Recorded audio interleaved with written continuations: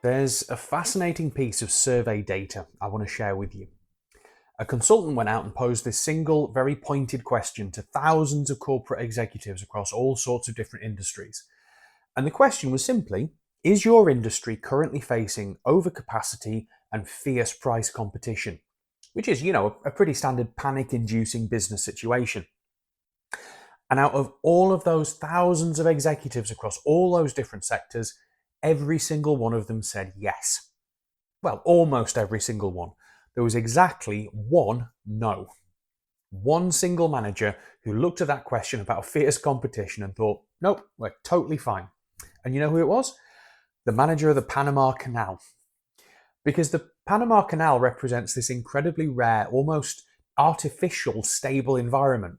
I mean, their services are desperately needed by global shipping companies because they literally provide the only simple route linking the Atlantic and Pacific Oceans. And the threat of a competitor is, digging a brand new canal next door, it's basically zero. In this episode of the Strategy Show, we're going to try and answer one massive question. And that is, how do organizations actually survive the chaos of the real world? Because unless you happen to be managing the Panama Canal, strategy is chaotic, it's messy. The environment shifts, competitors adapt, technology evolves overnight.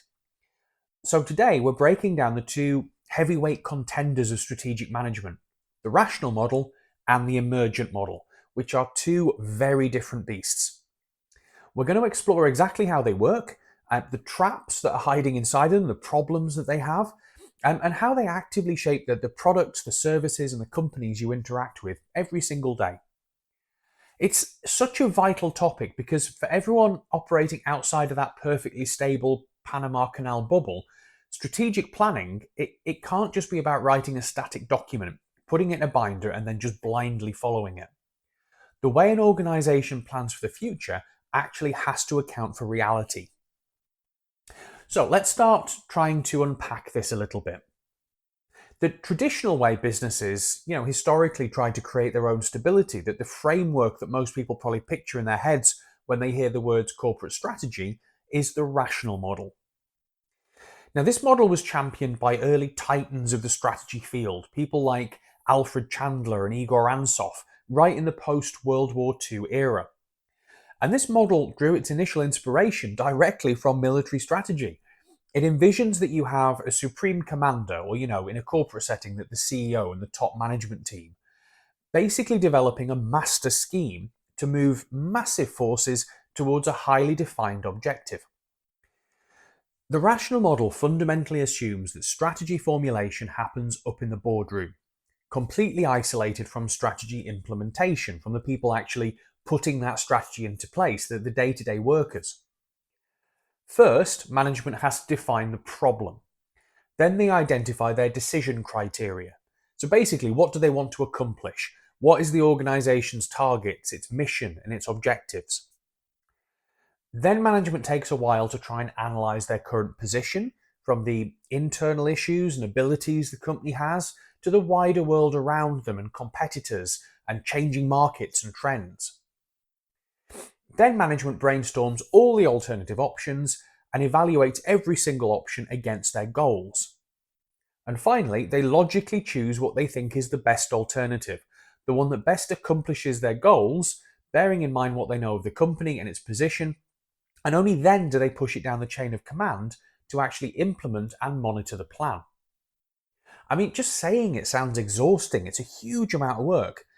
But hopefully you can also completely see the appeal of this step-by-step approach.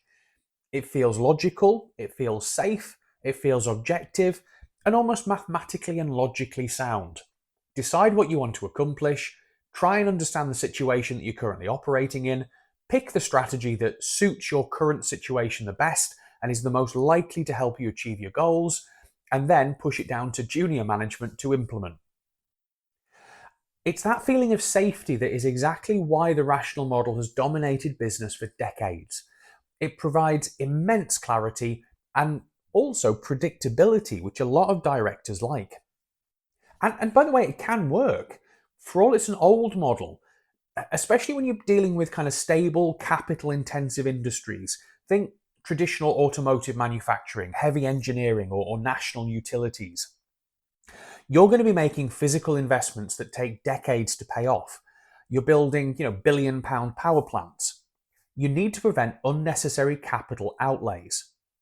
So that the rational model is there to make sensible, structured choices and align thousands of employees and, billions of pounds towards a single unified goal that has been set by managers.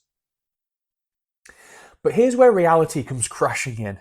Despite all that careful waiting and evaluating and planning, historical data shows that up to 90% of strategic business plans fail to reach full implementation.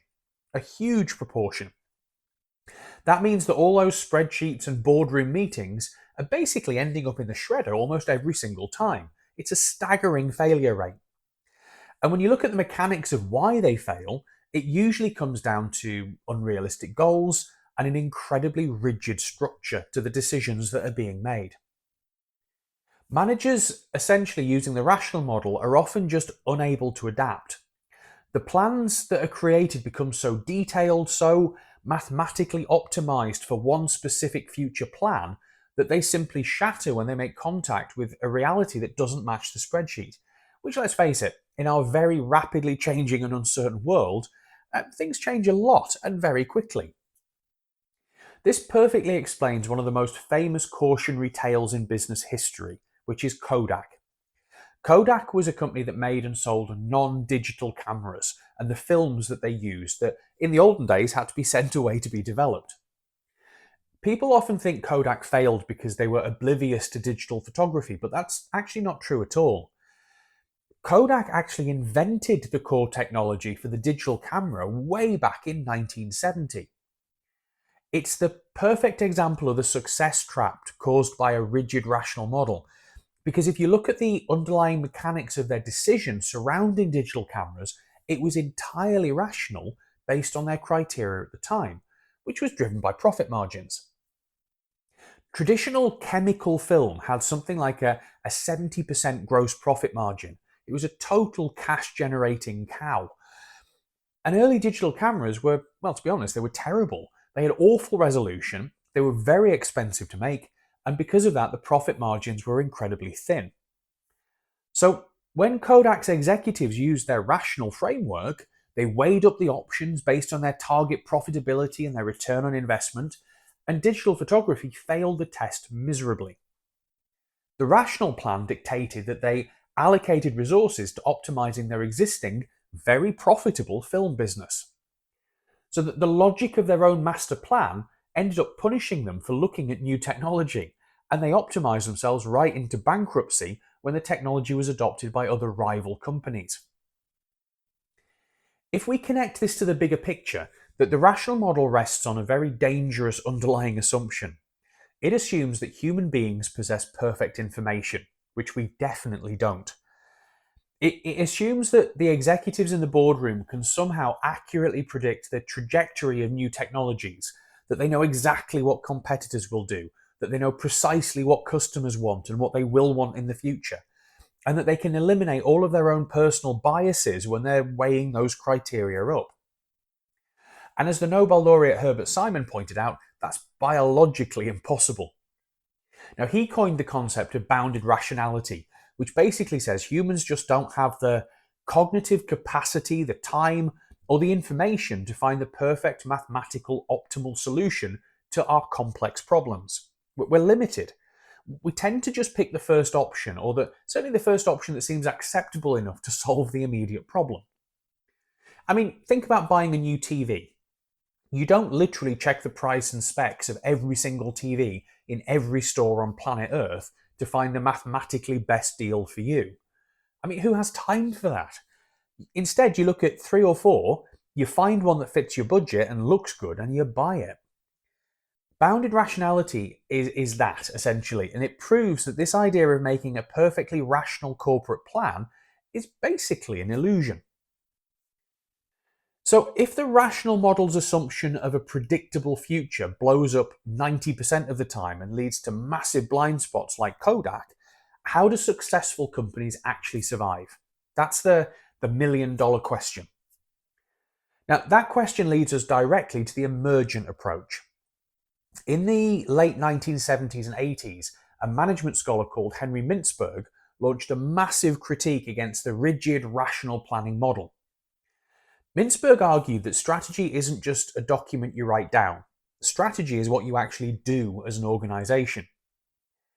Mintzberg pointed out that in reality, as we mentioned, only 10 to 30% of a company's intended strategy is ever actually realized.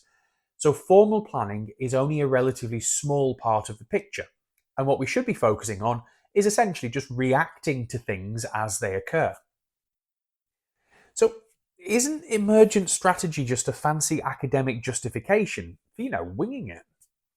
I mean, that's a very common and honestly very valid critique, but it's a fundamental misconception of what emergent strategy actually is. Mintzberg explicitly defines it as unintended order. It's not chaos, it's about being deeply observant, highly flexible, and having mechanisms in place to learn from the ground up as quickly as possible. To really understand the mechanics of this, we have to look at Mintzberg's idea of how strategies actually evolve in the real world. He argued it starts with the intended strategy. So this is the formal plan conceived in the boardroom. Let's say we're going to sell product X. The spreadsheets, all these spreadsheets that we're going to create. As the company then tries to execute this, some parts of our plan to sell product X actually work, and they become what Mintzberg called the deliberate strategy.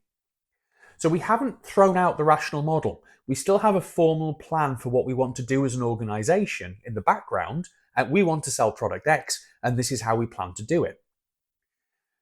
But as we know, the market changes, and a lot of the initial planning that we did for product X is going to fail or just become irrelevant as we discover, customers want something different or new competitors come into the market that we hadn't foreseen. The abandoned parts of the original strategy become what we call the unrealized strategy. It's the stuff that gets left on the cutting room floor. But while all that is happening, the emergent strategy is quietly sneaking in through the side door. It's the daily workarounds, the sudden responses to a supply chain crisis. It's a new customer demand that's been noticed by a frontline worker that means we've got to tinker with the price or the features of product X. And ultimately, when you combine the deliberate strategy, what went according to plan, with the emergent strategy, the new things you adapted to along the way, you get your realized strategy. And that realized strategy, according to Mintzberg, is what the company actually becomes. I want to bring in the story of Avon here because it's the absolute perfect illustration of this mechanic in action. Hopefully you may have heard of Avon. It's a massive cosmetics juggernaut of a company. But back in the late 1800s, the founder, David McConnell, his intended strategy was to be an author, and his plan was to sell his books door to door. Very clear. The problem was his books were a total flop. Nobody wanted them. So selling books became his unrealized strategy. However, to try and get people to open their doors, he had this nifty little sales pitch. He gave away a free tiny sample of rose perfume with the books. And because he was the one actually knocking on the doors, he noticed a very clear pattern. Actually, people unfortunately didn't care about his books at all, but they were obsessed with the perfume. They were asking to just buy the perfume. Now, if he'd been a rigid, rational planner, he would have doubled down on marketing the books because that was the original plan and he had to stick to it.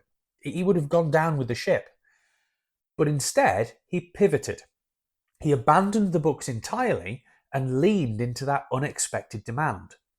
That emergent strategy built what became the California Perfume Company, and eventually that became Avon. He didn't plan it in a boardroom, he learnt it from his customers and on the front lines. Now, here's where it gets really interesting, because hearing about companies like Avon, it's so tempting to think that emergent strategy is always the hero and the rational boardroom plan is always the villain. But both models have their dark sides. Relying entirely on emergent opportunities without a strong guiding vision can cause spectacular crashes. Chasing every shiny new object without an anchor to your core competencies, what you do well, is a recipe for disaster. Look at the FedEx Zap Mail disaster from the mid 1980s. FedEx had a brilliant, highly successful intended strategy: overnight physical package delivery. They were masters of logistics. Nobody did it better than them. But then they saw an emerging technology gaining traction: fax machines. Old-fashioned now, but height of technology back in the 1980s. So instead of sticking to their core strategy, they decided to jump on it. They're using this kind of emergent approach. They chased the shiny object. They poured massive resources into creating Zap Mail. The idea was a customer would bring their document to a FedEx office, FedEx would fax it to another office across the country, and then a courier would drive it to the recipient within a couple of hours. So they completely deviated from their core identity to chase what looked like an emergent opportunity of the future. And the mechanics of why it failed are brutal. Not only were there huge technical glitches with the custom fax machines they built, but FedEx completely failed to anticipate the next very logical step of the technology. Because as fax machines got cheaper, businesses didn't need a middleman. They just bought their own fax machines and put them right on their desks. FedEx lost hundreds of millions of dollars on Zapmail because they let an emergent trend pull them too far away from what they actually knew how to do. Which brings us to our kind of crucial insight. How do you know which of those two models to use, the rational model or the emergent model? And the answer is that the external environment very much dictates the strategy, that the context is everything. If you're operating in a highly stable, predictable environment, you can and should rely on rational planning. And historical analyses often point to institutions like the Roman Catholic Church or national post offices or things like that. Massive, incredibly stable institutions. The environment isn't shifting rapidly beneath their feet, so a detailed 10-year rational formal plan of what you want to accomplish actually works. So, if you manage the Panama Canal, bust out the spreadsheets and use the rational model. But contrast that with highly volatile, completely unpredictable environments like pharmaceuticals or developing AI-based products. These areas sometimes feel like they're changing daily, so you literally can't plan for tomorrow. So in those sort of environments, trying to come up with an accurate forecast of what is going to happen next week or next year or 5 years in the future is completely useless. All you can do here is establish a few broad kind of operational guidelines, and the actual strategy has to emerge daily as circumstances unfold on the ground. But this raises an important question because most modern businesses aren't the Panama Canal, but they also aren't operating in total chaos. So where do they fall? Well, I suppose most businesses probably fall into this messy middle. How do the absolute best modern companies actually survive in this messy middle ground? Well, the answer is they don't dogmatically choose one approach to strategy over the other. They fuse them together. It's a modern synthesis of strategic management, what researchers called sometimes planned emergence. Bit of a mouthful, but it's the ultimate middle ground approach. The concept really gained traction through studies by someone called Robert Grant on the international oil majors. Big, complex companies. In massive corporations, strategy can't just be one single top-down rule set by senior managers, but it also can't be pure bottom-up chaos where all the managers get to do what they think they should be doing. In planned emergence, the corporate center, the executives, set broad visions, they define the core mission, and establish very demanding performance targets. That's your rational component. But, and this is the critical mechanism, they give the divisional managers and the frontline workers the freedom to experiment, adjust, and adapt what they do in order to reach those targets. And that's the emergent component. So what does that all mean in practice? How does a massive company actually execute top-down goals while allowing bottom-up experimentation by junior managers without the whole thing just collapsing? Well, usually You allow the people on the front lines to try things, and when something works, leadership recognizes it and then formally integrates it into the master plan. So you have very tight feedback processes to gather information on what's being tried across the organization and quickly seeing what works that you can then apply throughout the business. And look at Intel, for example. Most people today think of Intel purely as a microprocessor company. But originally, their grand top-down boardroom plan was to manufacture memory chips, not processors. The shift to microprocessors wasn't a CEO's master stroke, it was entirely driven by middle management.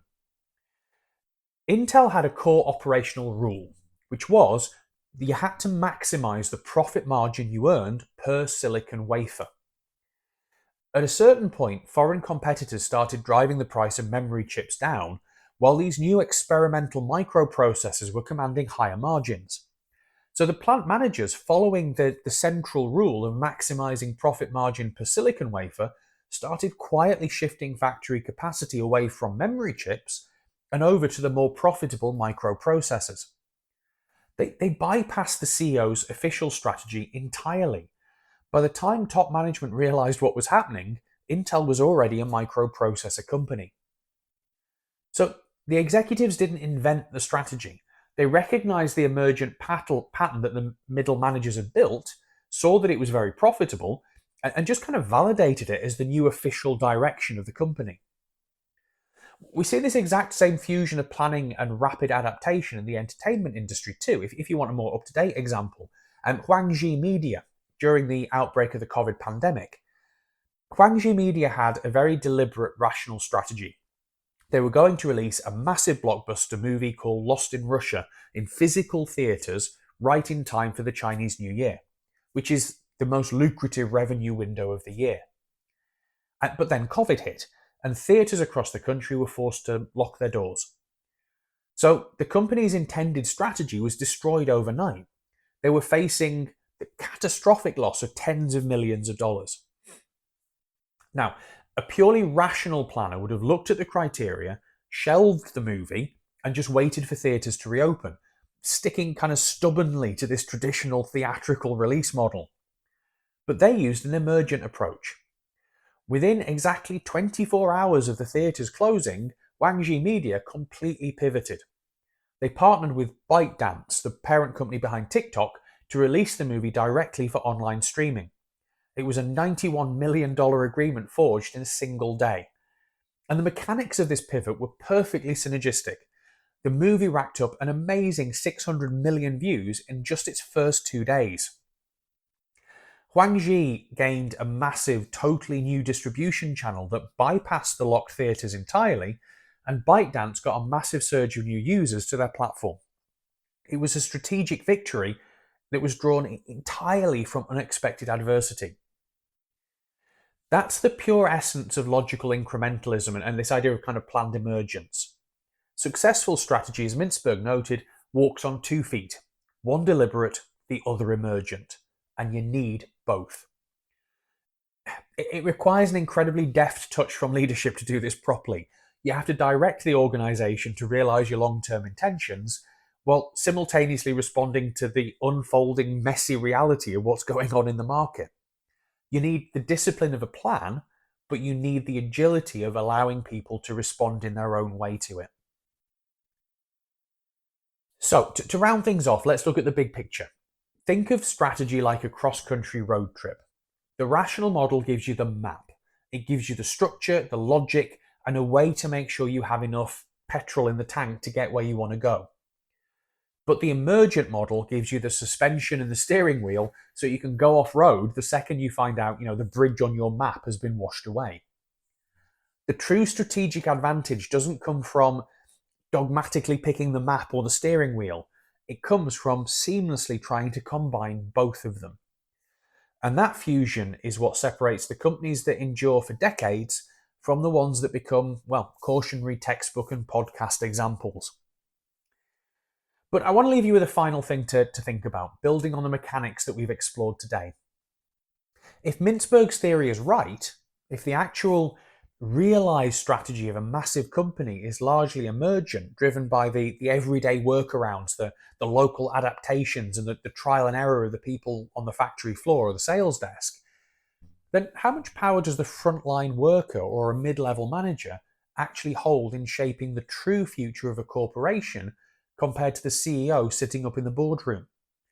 And if they don't have much power and they're not actively involved in shaping the true future, well, is that where we're really limiting our company's ability to grow and innovate successfully in the future? So, as you look at the real world businesses around you, keep your eyes open.